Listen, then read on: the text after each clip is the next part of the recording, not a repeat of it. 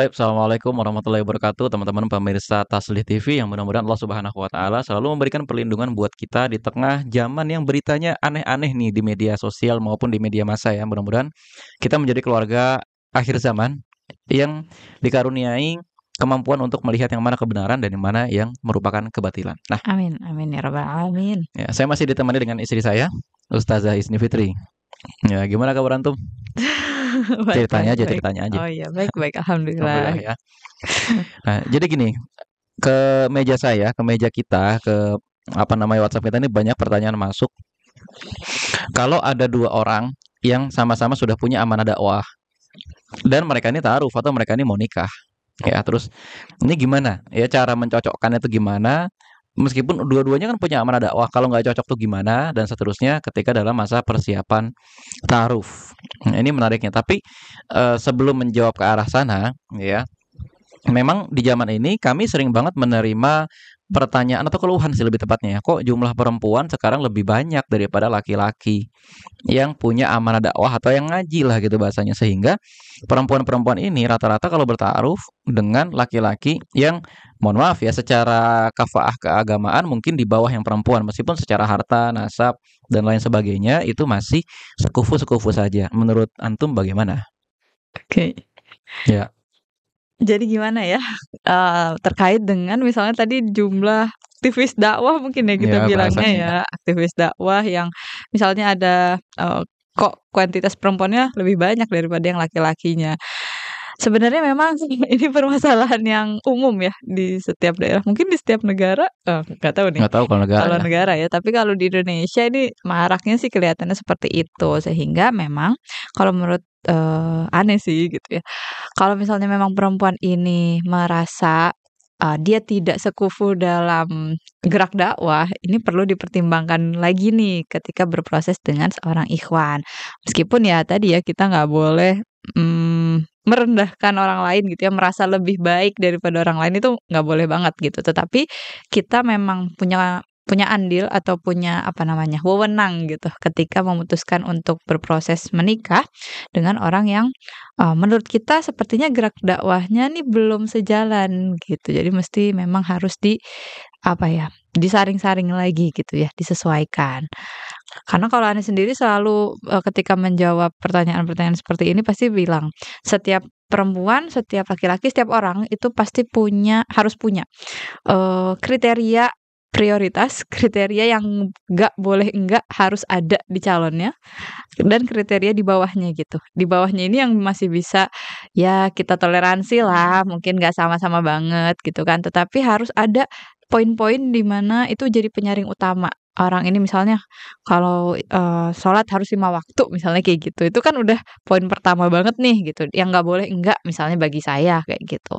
Kemudian harus punya kemampuan membaca Al-Qur'an atau sekian hafalan, sekian yang kira-kira ya cukuplah buat jadi imam di rumah. Nah, maka setiap orang harus punya kriteria-kriteria itu gitu ya untuk menyaring, siapa-siapa saja yang mungkin berproses dengan dia sehingga tidak buang-buang waktu, tidak buang-buang perasaan gitu ya dan, lain sebagainya. Dan itu sebenarnya bebas ya. Artinya kita menetapkan kriteria kan selama ada batasan syariat Islam, kita mau menetapkan kriteria apapun ya terserah gitu ya. Betul, Terserah misalnya ada yang menetapkan saya mau suami saya bisa bahasa Arab. Saya mhm. mau suami saya punya hafalan 5, 6, 7, 8 juz. Saya mau suami saya bekerja di sektor-sektor yang memudahkan kita berangkat ke Haramain misalnya jadi mutawif dan lain sebagainya.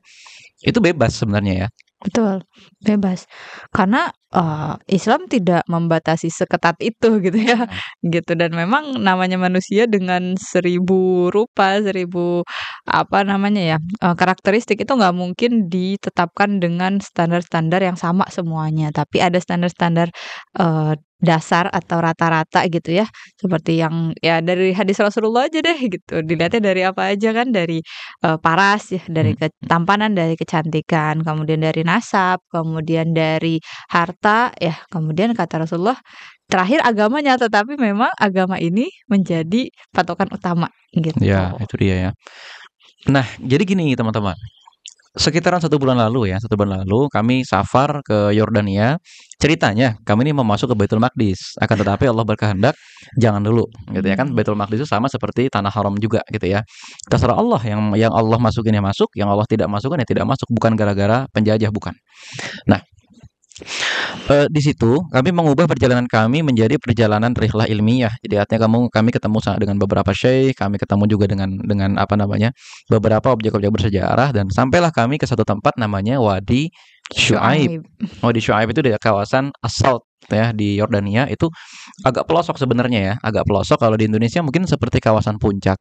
Nah, di masjid di sebelah makam Nabi Syuaib saat itu. Jadi dipisah ya, ada masjidnya, ada makamnya dipisah. Jadi masjid tidak di atas makamnya, itu dipisah. Jelas, pemisahnya itu jelas. Kami tadabbur pada saat itu membuka beberapa kitab seperti misalnya Al-Bidayah wa Nihayah dan lain-lain sebagainya. Kami sampai di satu fakta yang lumayan mind blowing. Kami baru tahu pada saat itu karena mungkin kami juga fokusnya bukan di sejarah Nabi, akan tetapi kami fokusnya di tarikh dan beliau di fikih. Ternyata Nabi Syuaib alaihi salam adalah orang yang sudah beriman kepada Nabi Ibrahim alaihi salam pada saat Nabi Ibrahim itu dibakar oleh Raja Babylon di Irak. Nah, ini yang nggak banyak orang tahu.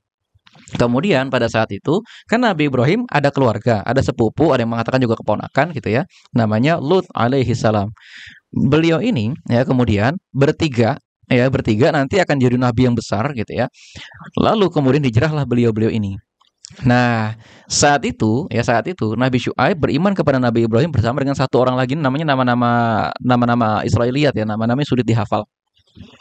Pindah ke Turki, beliau berempat-empat ini itu melihat kaum yang menyembah benda-benda langit. Kemudian hijrah lagi ke Mesir, beliau terkena ujian yaitu raja yang suka mengambil istri orang. Kemudian beliau hijrah sempat mampir di Baitullah pada saat itu, kembali ke tanah Syam. Nah, menariknya di sini teman-teman sekalian, ternyata Nabi Syuaib alaihi salam menikah dengan putrinya Nabi Lut alaihi salam. Yang kita tahu, putrinya Nabi Lut mengalami fitnah yang luar biasa pada saat berdakwah di kaum Sodom atau berdakwah di kota Sodom yang letaknya nggak jauh dari kota As-Saud itu.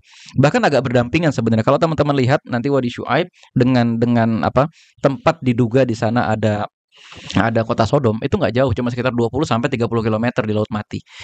Nah, menanggapi ini, gimana sekufunya antara Nabi Syuaib dengan anaknya Nabi Lut saat itu menurut antum? Nah, ini kita juga kaget ya waktu pas kita buka ini terus haho gitu ya. Ya, Oh ternyata ternyata, oh ternyata gitu ya. Karena selama ini kita paling menganggap kisah-kisah Nabi ini sebagai bagian kisah yang terpisah satu sama lain. Ternyata Nabi Syuaib, Nabi Ibrahim, Nabi Lut gitu ya, itu mereka adalah kalau Nabi Ibrahim dengan Nabi Lut dan Nabi Syuaib jatuhnya kayak guru sama murid lah ya. Meskipun Nabi Lut dengan Nabi Ibrahim itu masih kerabat. Tadi bilang sepupu, tadi kan ada yang bilang keponakan. Kemudian Nabi Syuaib itu tadi kan beriman kepada kepada Allah gitu ya, pada peristiwa Nabi Ibrahim dibakar. Maka pas di situ kan berarti itu pemuda lagi giroh-girohnya banget gitu ya. Kemudian dia masuk ke agama tauhid gitu, ke agama Islam. Kemudian ternyata dijadikan nabi juga, dan itu tuh Nabi Syuaib itu dinikahkan atau menikah dengan anaknya Nabi Lut, yang mana Nabi Lut itu ditempatkan di kaum Sodom, kemudian menikah dengan wanita di sana, punya anak yang anak-anak perempuan ini dijagain gitu ya sama Nabi Lut gitu kan, jangan sampai nih mereka tuh kena virus-virus LGBTQ bla bla bla itu gitu ya. Kemudian bahkan sampai Nabi Lut sendiri nawarin, udahlah jangan ke laki-laki gitu, ini anak-anak aku perempuan gitu.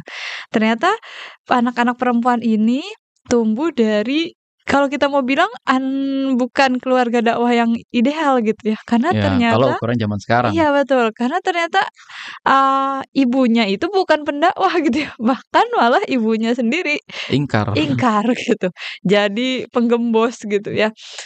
Kemudian tapi anaknya Nabi Lut ini berhasil beriman gitu ya, tetap memegang teguh gitu. Kemudian menikah dengan Nabi Syuaib, di mana Nabi Syuaib itu juga diperintahkan di satu kota ya, kota Madian ini yang penduduknya tuh suka curang gitu ya. Curang dalam timbangan. Mungkin kalau kita mikir kayak apa sih kok curang dalam timbangan doang sampai apa namanya, diazab gitu ya. Mhm. Ya itu kan adalah bibit-bibit dari korupsi Ya, 271 triliun triliun segala gitu macam kan. itu ya. Nah itu gitu maksudnya sehebat atau seburuk itulah kemungkinan curang gitu dalam sebuah tatanan masyarakat. Dan berarti ini putrinya Nabi Lut ini menghadapi 2 kaum yang diazab Diazab. gitu ya. Keluarga apa, kaum tempat bapaknya dakwah, kemudian kaum suaminya. Nah, berarti kalau kita mau lihat dari sisi sekufunya, kan kita ngomongin sekufu nih ya. Berarti istrinya Nabi Syuaib gitu, dengan Nabi Syuaib ini dua-duanya sama-sama punya latar belakang yang dekat dengan dakwah gitu ya. Nah, itu dia. Ya kan, Nabi Syuaibnya sendiri ngelihat gimana sih sebagai seorang nabi ternyata sampai dibakar loh gitu loh. Bahkan sampai dimusuhin sama bapaknya sendiri gitu. Terus, anaknya Nabi Lut gitu, ngelihat sendiri gitu bahwa, istri istri yang harusnya jadi penguat, ternyata justru bisa aja jadi penggembos dari dakwah, suaminya gitu. Tapi mereka berhasil, bahkan Nabi Syuaibnya jadi nabi gitu ya dan istrinya tetap mendampingi beliau gitu ya. Maka, ini mungkin yang bisa kita ambil hikmahnya gitu, bahwa kalau misalnya mau sebuah keluarga itu muntijah istilahnya, Heeh. Apa tuh natijah? produktif gitu ya, produktif berhasil memberikan manfaat kepada, masyarakatnya, ini harus ada kesetaraan atau kesamaan suhu Nah, dakwah antara suami dengan istrinya. tapi ngomong sebagai intermezzo ya, kan sekarang tuh banyak anak-anak asatis ya, anak asatis kita nggak usah sebut ya, itu adalah merupakan kelemahannya mereka lah gitu ya. Yang Mhm. nggak mau ikut berdakwah kayak bapaknya, nggak mau menanggung amanah dakwah sebagaimana keluarganya dulu. Sehingga ketika mencari jodoh, maunya udahlah yang wajar-wajar aja lah gitu loh. Kerja ya udah 7 ke 5 gitu kan, ada di rumah, akhir pekan nggak usah kemana-mana. Kayak mereka karena kosong hatinya gitu loh dari orang tuanya yang mungkin menurut mereka tidak memperhatikan mereka, mereka mencari suami yang jangankan juru dakwah gitu loh, dalam tanda kutip soleh saja tidak. Ya, itu gimana? Ini ini mah jadinya permasalahannya memang personal juga sih ya. Hmm. Pasti setiap orang punya lukanya masing-masing. Nah, cuman ini menarik juga nih antara anak tapi kan nggak sampai jadi pembangkang atau jadi perusak dakwah Mm-mm. ayahnya atau ibunya kan ya. Nah, ini menarik waktu kita di Jordan juga kemarin kita kan sempat ketemu dengan, Syekh Muhammad, Said Hawa ya. Anak dari Anak Syekh dari Said Syekh Said Hawa. Hawa. Beliau penulis-penulis kitab, keislaman, Ya, akidah gitu ya, kemudian juga pendakwah gitu, dai.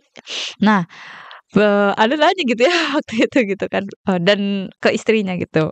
Ternyata dari anaknya yang banyak itu, yang meneruskan dakwah abinya gitulah ya istilahnya, ikut di jalur syariah gitu ya, itu tuh cuman 1, 2 orang gitu. Satunya lagi pun itu bahasa Arab, bukan ke dakwah Islamnya. Kemudian, ana juga nanya ke Syekh, "Gimana itu Syekh?" Gitu ya.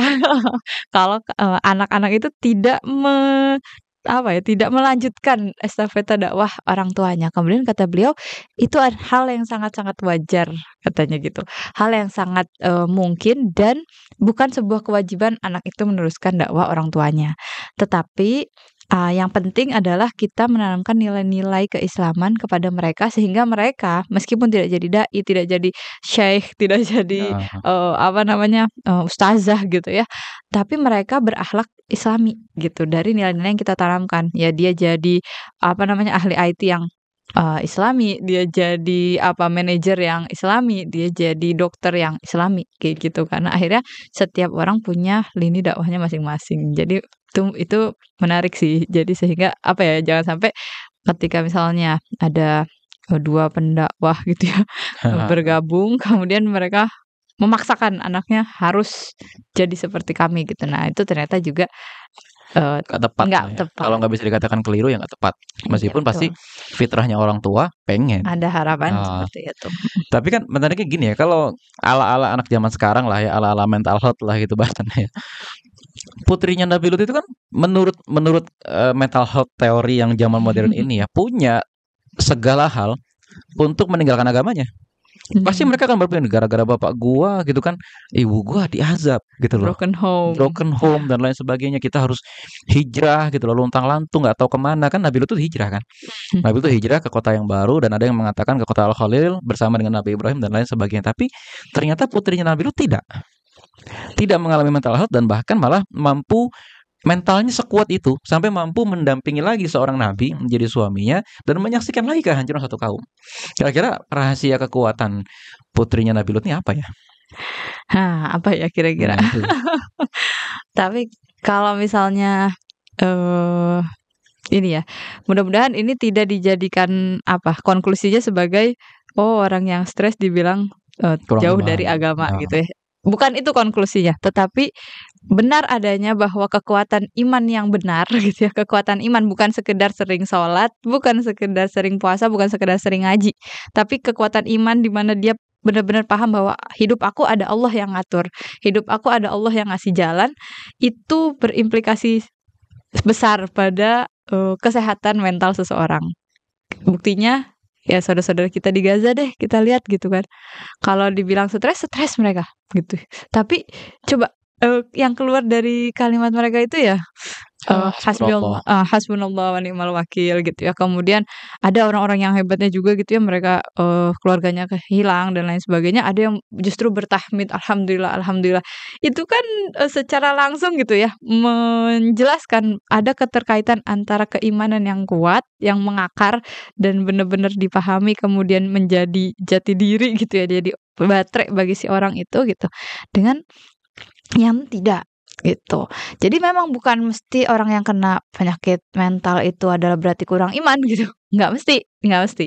Tetapi adalah benar bahwa kekuatan iman itu sangat bisa mempengaruhi bagaimana kesehatan mental seseorang. Gitu sih. Ya, ada hubungannya Ada pasti ya, hubungannya pasti. pasti. Dan itu yang Anda yakini. Artinya kekuatan agama atau kekuatan iman itu akan berhubungan langsung dengan kekuatan rohani, ya, akan berhubungan langsung dengan kekuatan mental. Meski begitu, faktornya bukan hanya itu, gitu Betul. ya. Oke. Nah, ini menariknya lagi gini. Kalau kita lihat biografi dakwahnya Nabi Syuaib pada saat itu, kan Nabi Syuaib itu terkenal sebagai khatibnya para nabi. Artinya dengan perdebatan dan lain sebagainya, dan ini menunjukkan bahwa model dakwahnya Nabi Syuaib itu dengan perdebatan logis. Sebenarnya mirip-mirip juga dengan Nabi Lut gitu kan. Nabi Lut kan mengajak kaumnya berdebat ini, "Hai kaumku, kenapa kau melakukan fahisyah gitu, melampiaskan nafsumu pada tempat yang tidak seharusnya?" gitu loh. Logikanya coba dibolak-balik sama Nabi Lut tapi nggak mempan juga. Begitu juga dengan Nabi Syuaib. Nah, menariknya adalah kedua putri beliau ini, kedua putrinya Nabi Lut alaihi salam, ini menjadi orang-orang yang memang mampu mendampingi amanah dakwah suaminya sebegitunya. Ngomong-ngomong, salah satu putri Nabi Lut yang lain kan nikah, terus kemudian ada yang mengatakan anaknya, ada juga yang mengatakan cucunya adalah Nabi Ayub alaihi salam. Iya. Gitu kan. Ada yang mengatakan seperti itu. Akan tetapi ini kisahnya lemah. Kalau yang diutamakan atau dikuatkan oleh Ibnu Katsir yang tadi ya, bahwa Nabi Syuaib adalah orang yang menikah dengan putrinya Nabi Lut alaihi salam. Meski begitu ada juga yang mengatakan ini anaknya, artinya ibunya adalah putrinya Nabi Lut alaihi salam. Nah, tapi gini, balik lagi tadi ke masalah sekufu tadi ya. Ketika ada seorang perempuan yang diajak ta'aruf oleh seorang laki-laki yang bukan cuma nggak punya amanah dakwah, ngaji aja nggak. Sementara si perempuan ini kita tahu misalnya seorang tulab, ya, dia ngaji kepada seorang syekh, menamatkan satu kitab, dia memiliki amanah dakwah, dia pun di keluarganya dibesarkan dengan lingkungan keagamaan yang baik lah gitu bahasa. Bahkan bukan cuma baik, mungkin bapaknya juga adalah juru dakwah, ibunya juga adalah orang yang senantiasa menjaga dirinya dan seterusnya. Ini harus gimana nih perempuan? Pertama, aneh sih percaya ya orang tuh bisa berubah meskipun susah. Karena ada berapa banyak gitu kan orang yang dulunya mungkin bagaimana, kemudian nantinya jadi gemilang gitu. Para sahabat juga banyakannya seperti itu gitu. Sehingga nggak mau sih di awal bener-bener langsung wah iya ini orang nih sama ini nggak cocok nih pasti bla bla bla bla bla. Tapi tentunya ketika misalnya memang dari awal sudah ada perbedaan tadi ya suhu dakwah itu, maka pasti ada hambatan dan cobaan masing-masing gitu. Ketika misalnya yang satu suhunya masih rendah gitu ya, yang satu lagi semangat, maka di sini akan harus pegangan kuat-kuat nih gitu. Karena pasti akan ada perasaan, kok dia nggak mendukung, kok dia nggak ngerti, kok dia nggak menjadi teman perjalanan gitu. Nah, yang ini nih yang harus dikomunikasikan gitu. Pun sebenarnya boleh aja misalnya di awal kita lihat gitu. Oke, misalnya orang ini belum ngaji, belum apa gitu-gitu ya.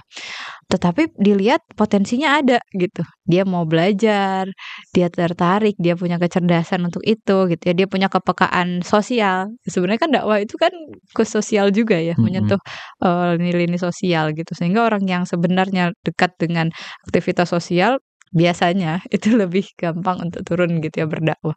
Maka kalau orang ini punya potensi seperti itu, ya di awal aja gitu ya. Ayo mau nggak bareng-bareng belajar seperti itu. Tapi pasti effortnya lebih besar gitu. Ya kan misalnya sekarang lagi masalah Palestina nih ya, Mhm, mhm. nggak banyak suami yang memang mau mendukung dakwah istrinya. Kita tahu ada beberapa akhwat ya ummahat di luar sana yang menjadi aktivis boykot, aktivis penggerak kepalestinaan, mengenalkan Baitul Maqdis di setiap majelis taklim yang dia pegang. Tapi ternyata suaminya jangankan boykot gitu loh. Melihat berita tentang Baitul Maqdis saja dia males, bahkan cenderung menyalahkan para pejuang, cenderung membenarkan para penjajah gitu kan, cenderung bersikap dalam tanda kutip bersikap membenci jihad. Saya tidak mengatakan membenci jihad, tapi saya mengatakan sikapnya mirip dengan orang yang membenci jihad gitu loh. Kan beda ya, beda ya. Artinya pasti kalau dia diajak jihad mungkin saja mau akan tapi sikap-sikapnya kelihatan dari situ dan para umat ini kemudian di berbagai forum mengeluhkan itu. Ya, itu mungkin yang salah satu di antara hikmahnya kalau bisa nih teman-teman nikah dengan orang yang memang sekufu dalam hal pandangan yang kepada dakwah. Kalau amanah dakwah oke nggak mesti sama. Akan tetapi dalam hal pandangannya kepada dakwah seenggak-enggaknya nggak jauh beda gitu ya. Biar apa? Biar ketika terjadi sesuatu pada kaum muslimin sikapnya sama. Ya kan? Dan gak usah jauh-jauh deh gitu ya. Sebenarnya dalam pandangan rumah tangga zaman sekarang yang namanya riba tuh susah banget ya dihindari. Betul. Ya dari modal kredit rumah, kredit emas. Saya nggak mengatakan semua kredit itu pasti riba, enggak. Ada juga kredit yang halal dan kredit pada dasarnya adalah halal. Tapi ketika dalam akadnya itu bercampur dengan sesuatu yang riba, ini banyak rumah tangga yang goyang nih. Ya kan? Istrinya paham bahwa itu riba, tapi ternyata suaminya berpikir kalau nggak begini kapan punyanya gitu loh.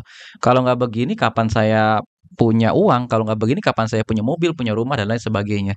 Kesamaan pandangan dalam dunia dakwah, kesamaan pandangan dalam syariat Islam, bukan cuma pengetahuan ya, tapi kesamaan pandangan.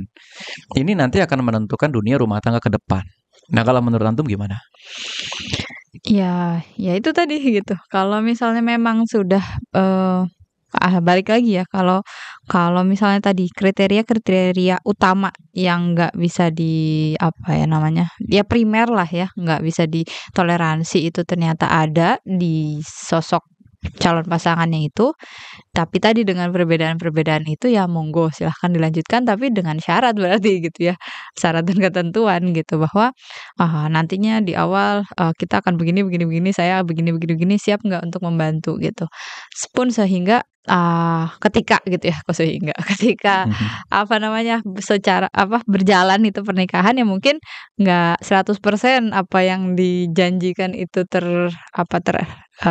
realisasi gitu, tapi setidaknya ada kesepahaman di awal gitu. Jadi sih kalau, Ane sendiri sih tidak menutup gitu ya bahwa jangan, nggak yang tegas, jangan, kalau udah beda jangan gitu tuh enggak gitu. Tapi coba dipikirkan ini bisa nggak ditoleransi, bisa nggak didapatkan mufakatnya gitu dari perbedaan-perbedaan ini karena pasti akan menghabiskan energi dan pasti, misalnya gitu ya kalau yang laki-laki atau yang perempuan itu dua-duanya udah sama-sama siap terjun ke dakwah, ya tinggal jalan gitu.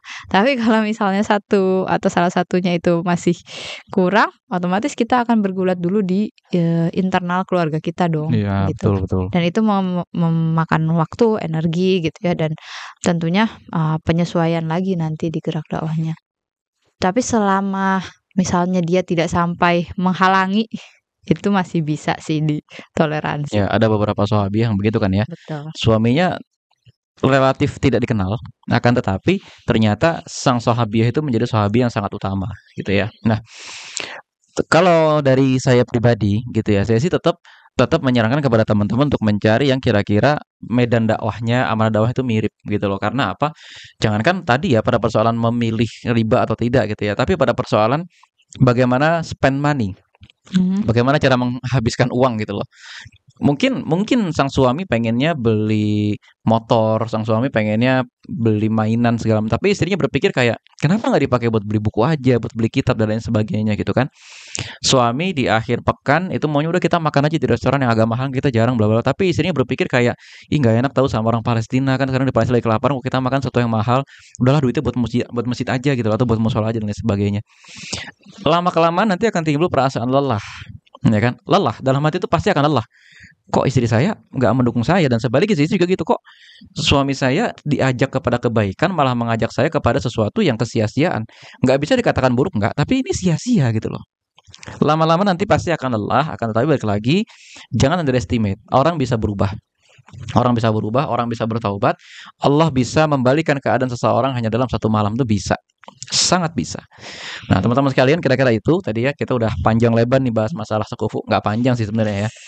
Mudah-mudahan kita bisa nanti sharing di lain waktu. Jazakumullah khairan Ustazah Izni. Wah, iya Kak. Assalamualaikum warahmatullahi wabarakatuh. Waalaikumsalam warahmatullahi wabarakatuh.